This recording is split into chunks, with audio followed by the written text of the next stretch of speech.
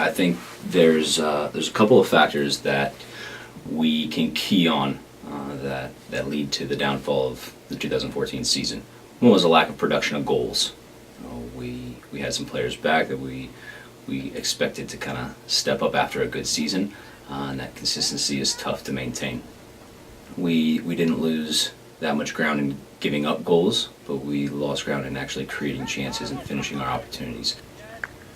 Second, I think it was, if you go back to the previous year when we started off with 10 wins, we started off the first weekend very well, very on a high note, and it set the tone for the rest of the season.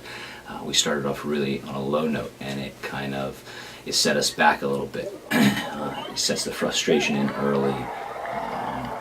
It sets the team's mentality in a little bit, struggling. And so it was tough. Even talking to some seniors, they were kind of at a loss on how to lead a team that's struggling. So we're making them look at themselves in a technical, a tactical, even in just social aspect, things that they can work on. And not just say, I need to work on this. It's like, okay, well, how do you work on that? How does that become better? And then how does that affect the team? But more so, we're looking at it, and actually, throughout the offices, they come in throughout the day, and it's an hour to an hour and a half long meeting that they'll meet in with the coaches and sit down and really map it out, and it's guided by the coaches.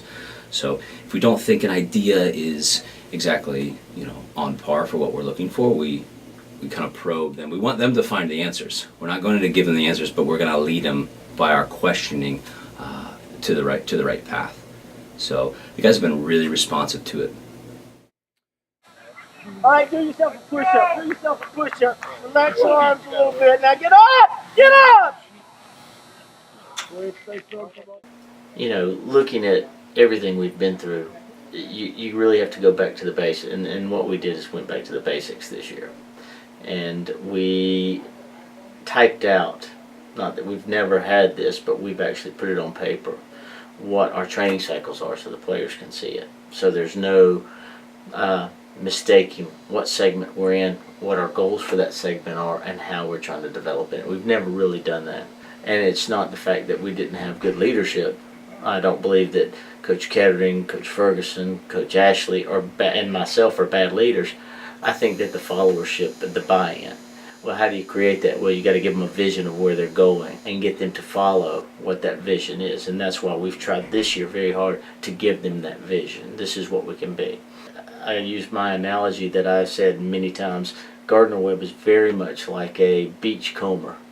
And what I mean by that is you get up every day, you go to the beach. So every season, you go to the beach.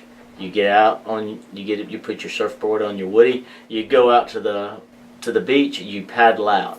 If you can catch a wave, you can be very competitive. This year, unfortunately, we wiped out. I mean, we just had mistakes that start with myself making decisions that were, at the time, pretty good decisions. And now you look at them and go, not so good. So it's a constant evolution process. So we're building, and what we're trying to do this spring with it is we're trying to put a little bit of toughness, a little bit of strain, but now we've also identified why we're doing what we're doing. If you can sing me Rocket Man, you can stop. Rocket Man! Rocket Man! He's a Rocket Man! Rocket Man! That's not very good. Chris, Get your butt up!